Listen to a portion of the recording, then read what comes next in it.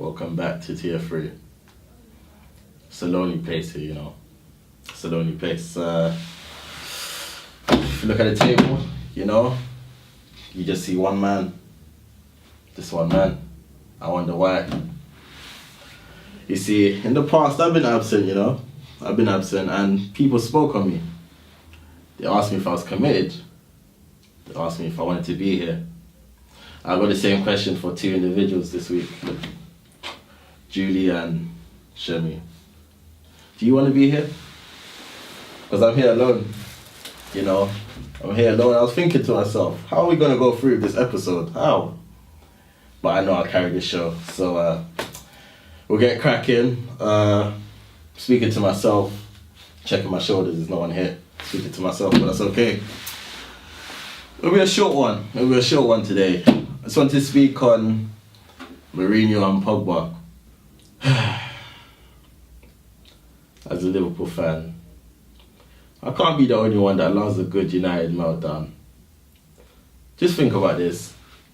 A Manchester United meltdown and a Jose Mourinho meltdown. Put into one. It's beautiful. It's beautiful, man. I'm going to talk about POGBA and Mourinho for a second. So, in case some of you might have missed it, it all begins with the draw, Wolves and Man United. POGBA comes out in a post-match interview saying United must attack. He's not wrong. He's not wrong, in my opinion. He's not wrong. But someone thinks he's wrong, and his name is Mourinho. Mourinho then strips him of vice captaincy midweek. I think that was a Tuesday. On the day of the derby match, actually.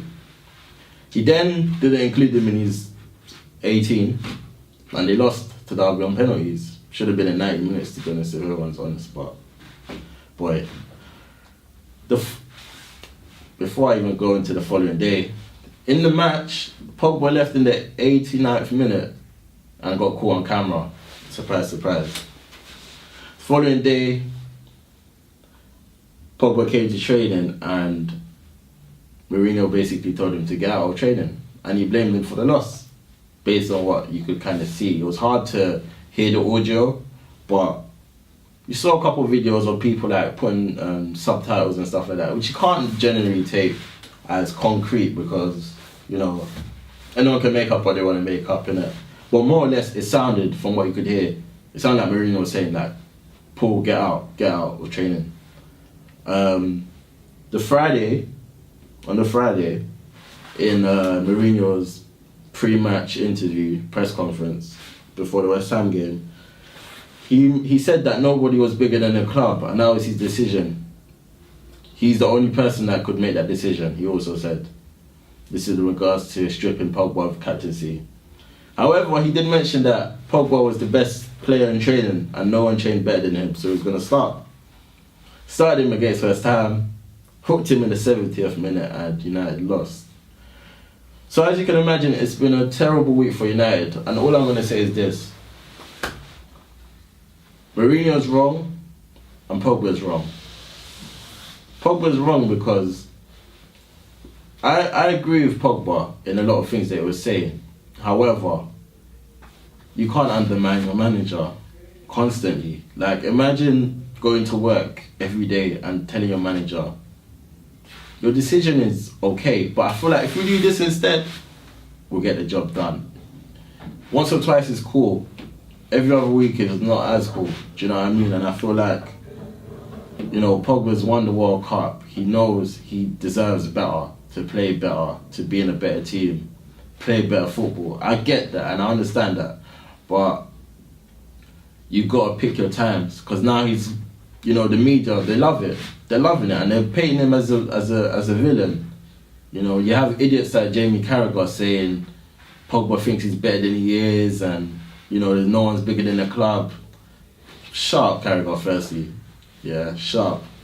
Because it's not like POGBA is trying to say he's bigger than the club. He just wants what's best for the club. He's probably just not going about it in the right way. Mourinho. Iron Robin. Iker Casillas. Sergio Ramos. Cristiano Ronaldo, Eden Hazard, Paul Pogba. That's 6 players. There's probably more. How are you falling out with every big player on your team, the best player on your team all the time? How? I don't understand. I'll say this because I don't even want to get into it too much, but I will say this. Maybe these are signs of decline. One of Mourinho's biggest strengths as a manager was the fact that people wanted to die for him. They would literally risk their lives for him just to win for Mourinho. If you look at the Inter Milan team from 2010 to 2011, he played Eto'o on the wing, and Eto'o was willing to do it. He had Milito becoming like a hitman, loving it. He had players that would die for him: Materazzi, Zanetti, Cambiasso, Thiago Motta, all these players that would die for him. Look at him now. He's a shadow of it. Shadow of the man that he was. You have Hazard. Not even just Hazard. That whole Chelsea team turned their back on him. United are turning their back on him. Like, it's getting to a point where all the things he was great at, he's not great at anymore. So is he done? Is it over for him? Is he a dinosaur? Because I feel like at this point it just feels like he is. Do you know what I mean? So we've done a poll this week saying who will last longer, Pogba or Mourinho, and 53% of you said that Pogba would last longer, he would win this battle.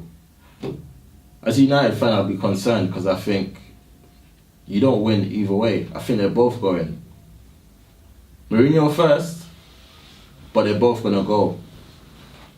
And I feel like, as a Liverpool fan, I'm happy. I'm pleased. I love it. Do you know what I mean? So, I said it before the season, this is the time United melt. It's happening. They're folding before our very eyes. My final take on Chelsea-Liverpool. I feel like a lot of it's been said already, but I don't remember watching a match so aesthetically pleasing to the eye like that game. 2 teams attacking, 2 teams that didn't want to sit back. In fact, before I even carry on, when was the last time you watched a big game and you thought both teams are attacking and not one team's defending or trying to take a point or, you know, is comfortable defending a 1-0? It's been a while.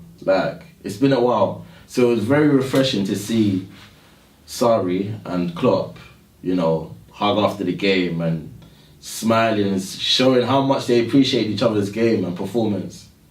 Like, it said a lot about the game. I think that was my favourite moment, like, the end of the match, because I saw, you know, the likes of Sarri and Klopp hugging, Hazard and Sturridge appreciating each other, Rudiger, his reaction when he's thinking, like, what the hell, like, what a goal. Like, it summed up the game, really, and to be honest, every player on that pitch really put in a shift. I can't really think of someone where I could say they played really bad or they didn't deserve to be on the pitch. I feel like everyone played their football and it was a fair result. 2 teams, they both had chances. Keepers both had good games. Defences both had good games.